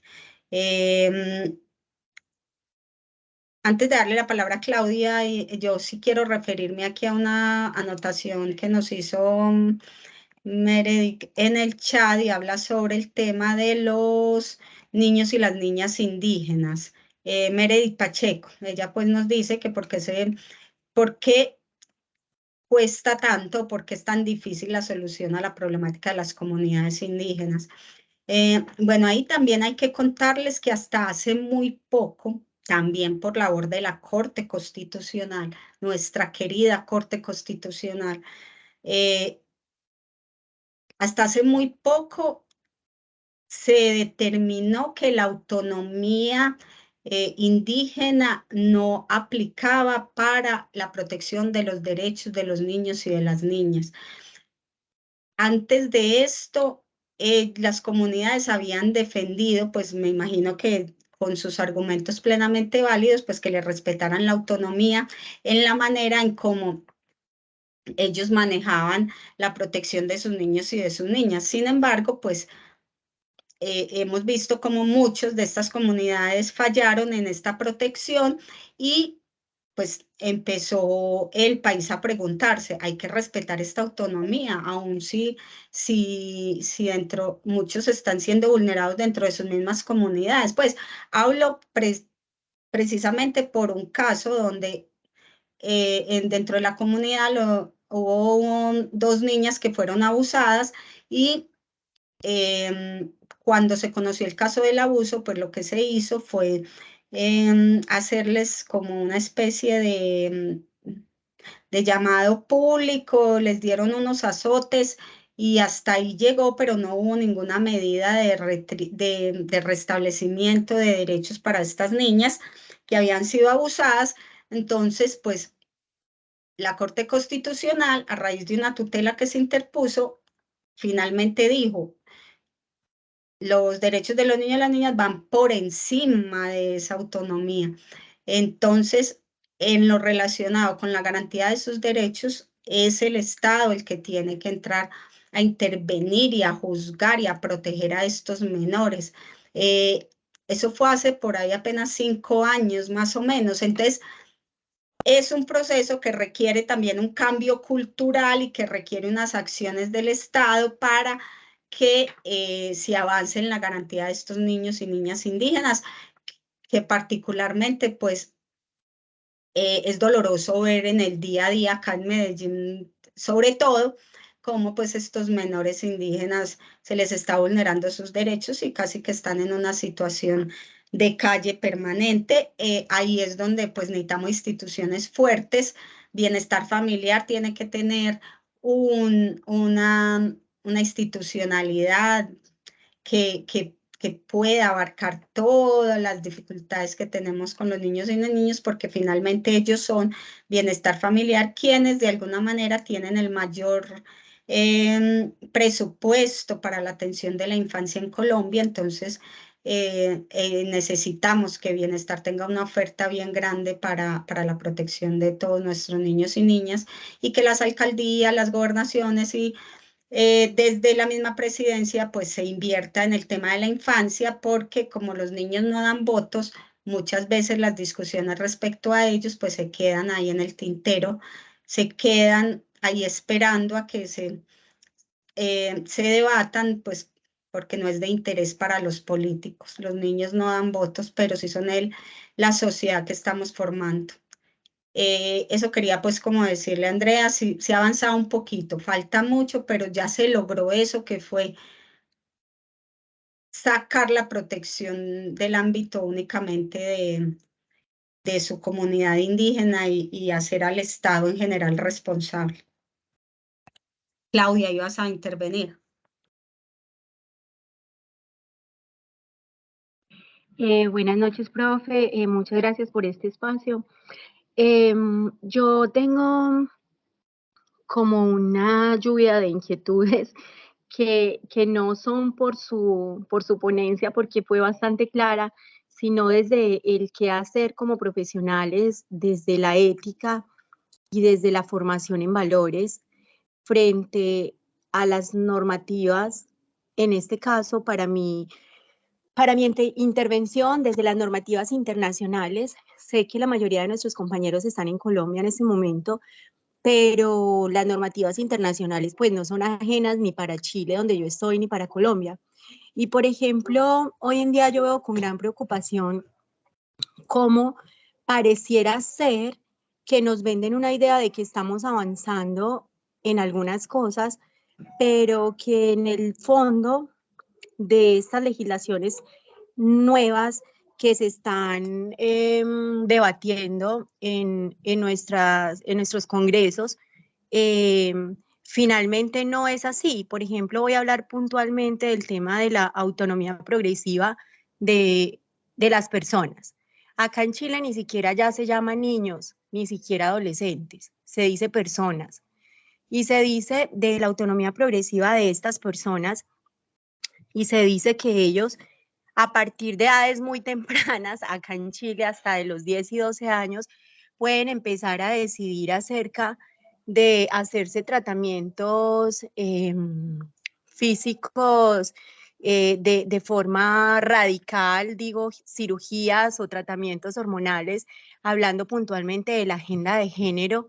Y estamos viendo en Europa que ya se están viendo casos donde hay personas que fueron pioneras en este sentido y que hoy en día son adultos jóvenes de 20 y tantos años y que sufrieron, porque para ellos ahora ya es algo que ya no tiene revés y que se hicieron este tipo de procedimientos siendo niños de 14 o 15 años y que hoy en día su vida está completamente destrozada y no hay profesionales que respondan y seguimos siguiendo con los ojos vendados, muy apresurados, a pasos agigantados, unas cuestiones internacionales donde ya sabemos que muchos países sí están poniendo un alto en el camino y están diciendo, vamos despacio.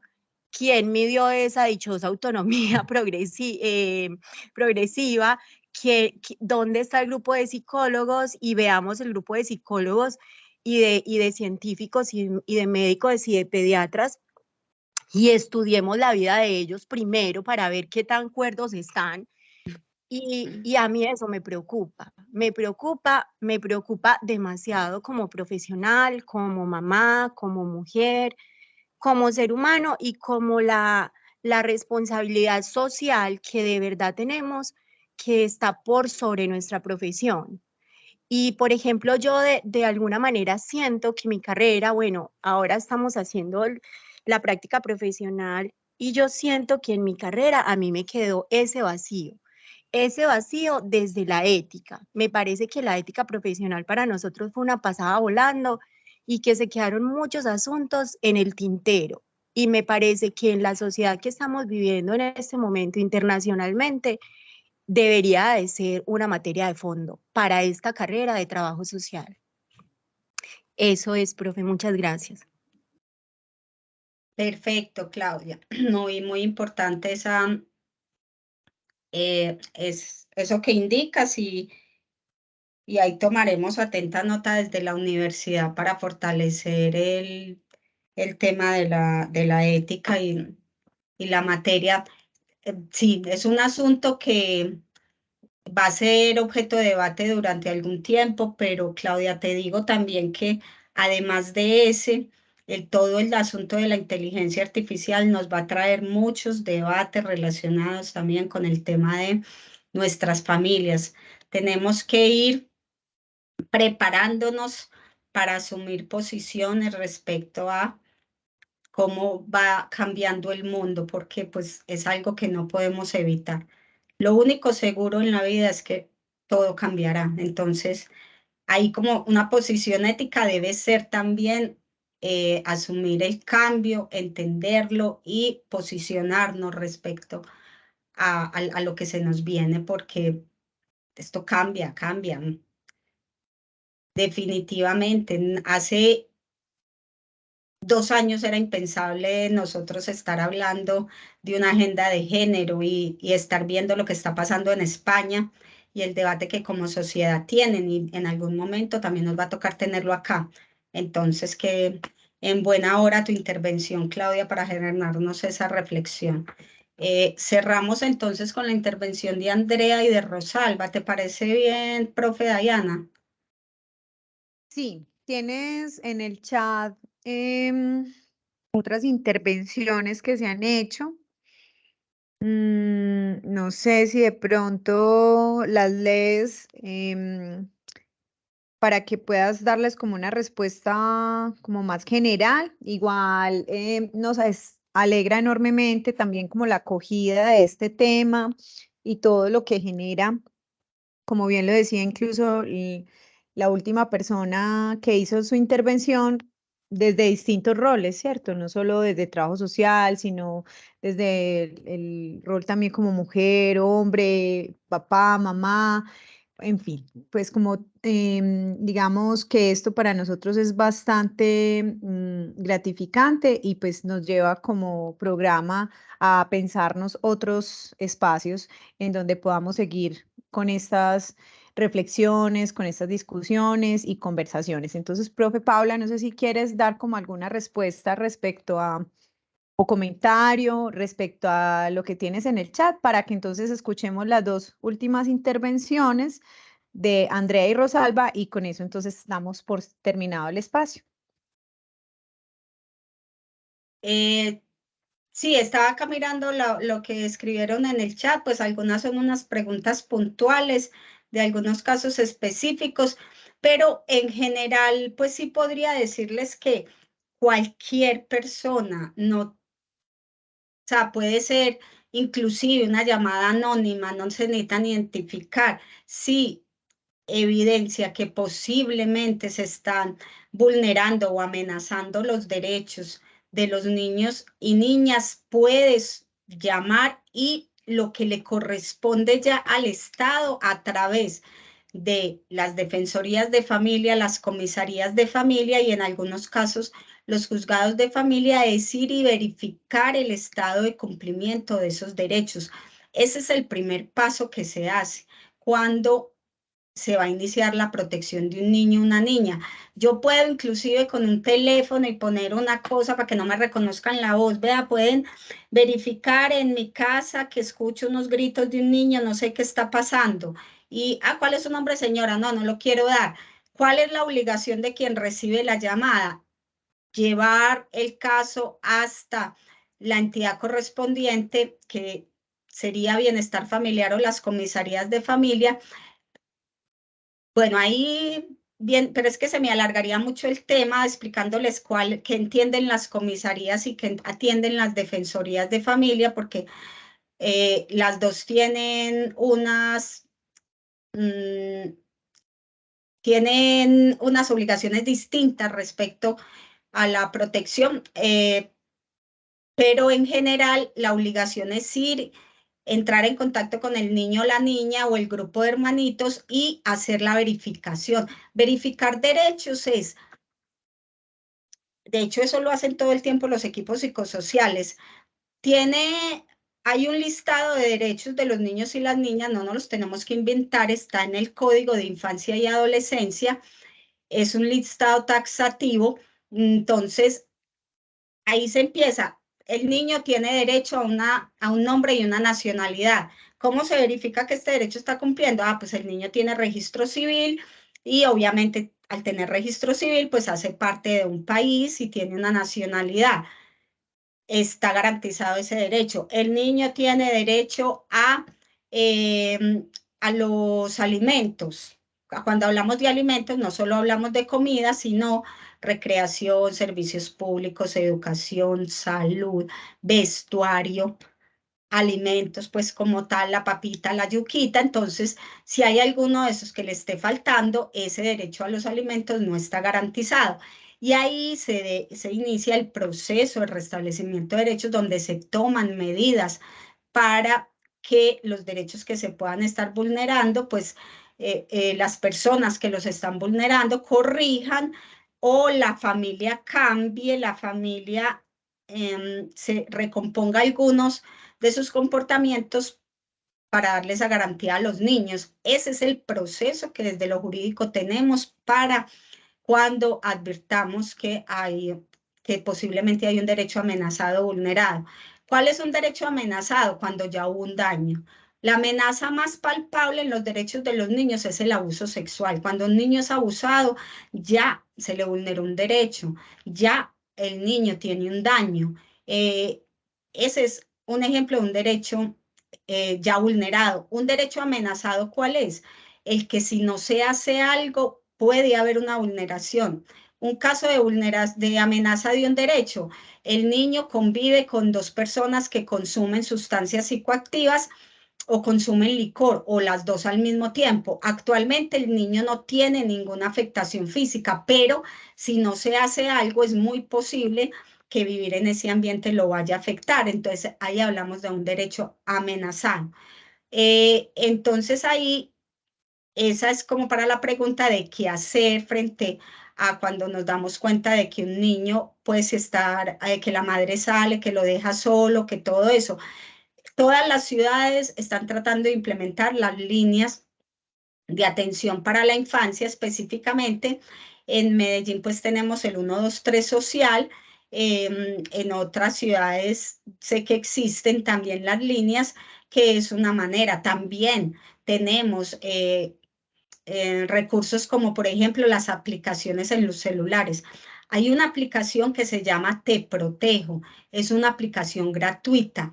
Con esa aplicación cualquier ciudadano que vea en la calle que hay un niño, por ejemplo, en situación de mendicidad, simplemente toma la foto y la aplicación permite que la envía y le llegue directamente a la atención de bienestar familiar, para que bienestar pues pueda en el menor tiempo posible hacer esta. Ahí como ciudadanos nosotros podemos aportar teniendo la aplicación y haciendo los reportes necesarios, que es distinto a cuando vemos un adulto, por ejemplo, una mujer maltratada. La mujer, cuando es adulta, si ella misma tiene que hacer la solicitud de protección, se tiene que identificar, tiene que ir y contar unos hechos, decir quién incurrió en esas acciones de violencia intrafamiliar, y no puede hacerlo otra persona por ella, a menos de que se encuentre en la clínica después de un hecho de violencia y no pueda ni pararse. Ahí sí podría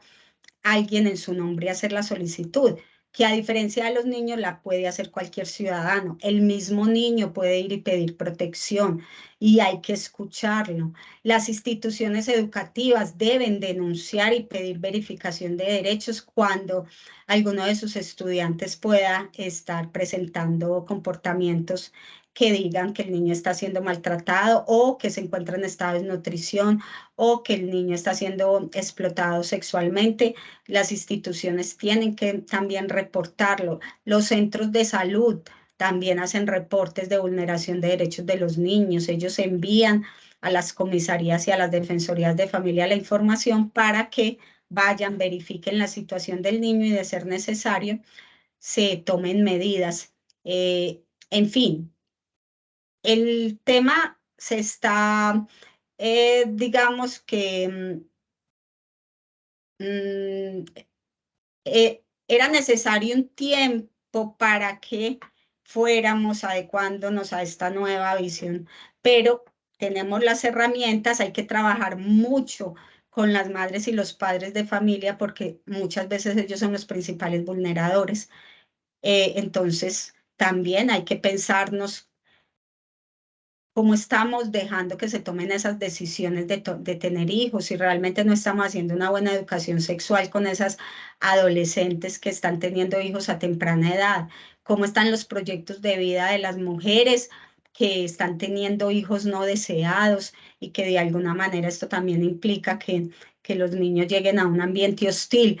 Esto no es solo de normas también es de cómo la sociedad puede ir avanzando en el respeto que tenemos, cómo pensarnos que somos una sociedad protectora si todos los días en las noticias vemos cómo los niños y las niñas son vulnerados, asesinados, violados dentro de sus mismos núcleos familiares. Entonces el trabajo también está con la familia y pues obvio el Estado tiene que estar presto a atender lo que sea necesario, pero recordemos la corresponsabilidad donde también la sociedad, la familia son corresponsables en la situación. Aquí de manera rápida, un caso en un bar en Envigado, un día a las 2 de la mañana ocurrió una pelea. Dentro del bar había un niño de 13 años y este niño es herido y pierde uno de sus ojos por la pelea. Pues es herido gravemente.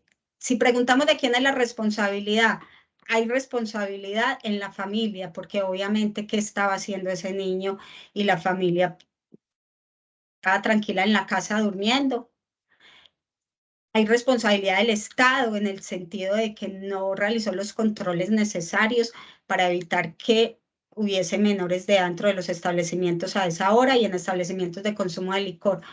Y hay responsabilidad de la sociedad, en este caso representada por el dueño del establecimiento, que él mismo no ejerció los controles necesarios para evitar que dentro del establecimiento hubiesen a esa hora niños de esa edad en un ambiente de venta y consumo de licor. Entonces es un asunto de todos. Aquí no es solamente la familia, no es solamente el Estado, ni es solamente la sociedad. Solo podremos lograr un impacto real si entendemos que esto es de todos, que los niños y las niñas son de todos y cualquier cosa que suceda con ellos, pues también va a afectar la sociedad en su futuro.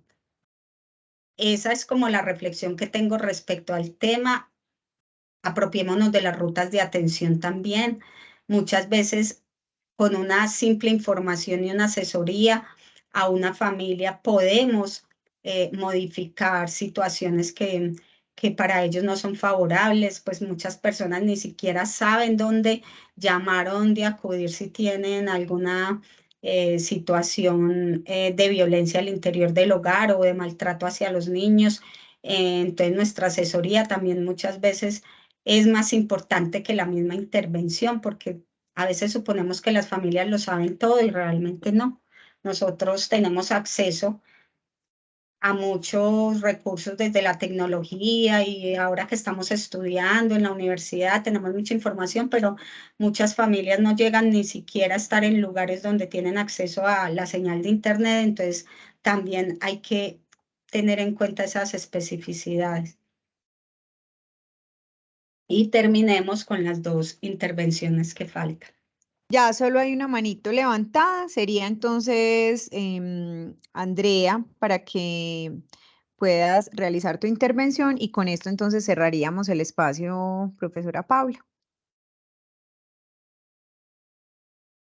Buenas noches. Bueno, lo mío básicamente es más bien como una pregunta, teniendo en cuenta lo que la profesora había comentado en las diapositivas acerca de los permisos a los menores de edad para salir fuera del país. Ella hablaba acerca de que en caso tal se lo podía solicitar a comisaría, pero mi pregunta es, cuando existe madre y padre, en ese caso el padre que no convive con el menor que lo quiere sacar del país, ¿es necesario solicitar el permiso ante comisaría o solo con una carta es solamente necesaria? No, lo que yo hablo de permisos para salir del país es cuando alguno de los padres no lo quiere otorgar o no se conoce dónde vive. Si el niño tiene padre y madre, es decir, tiene la patria potestad del padre y de la madre, se necesitaría el permiso de los dos. Pero muchas veces el padre o la madre no aparece, no se sabe dónde está, o apareciendo se niega a otorgar el permiso. Entonces, en esos casos, a través de un informe psicosocial que se haga de la situación del niño, se puede otorgar el permiso, así el padre o la madre no quieran, lo otorga el defensor de familia de bienestar familiar, y es en casos como, por ejemplo, el niño necesita salir del país a representar en alguna disciplina deportiva, a ser parte de una selección, el padre no aparece, entonces sin el permiso del padre no podría salir. En esos casos se otorga. Otro caso, cuando el niño y la niña o la niña necesitan tratamientos que son los médicos que solo se dan en el extranjero, entonces para poder salir necesita el permiso, el defensor de familia puede hacerlo, así el papá o la mamá no quieran o no aparezcan. Otros casos es cuando los niños o las niñas son víctimas de delitos y pueden ser llamados a testificar dentro de un proceso para salvaguardar su integridad, para cuidarlos. Deben salir del país y entonces si el papá y la mamá no dan el permiso, también el defensor lo puede dar. Es en esos casos cuando papá y mamá no pueden dar el permiso o pudiendo darlo se niegan a hacerlo, que muchas veces lo utilizan como venganza hacia el otro progenitor.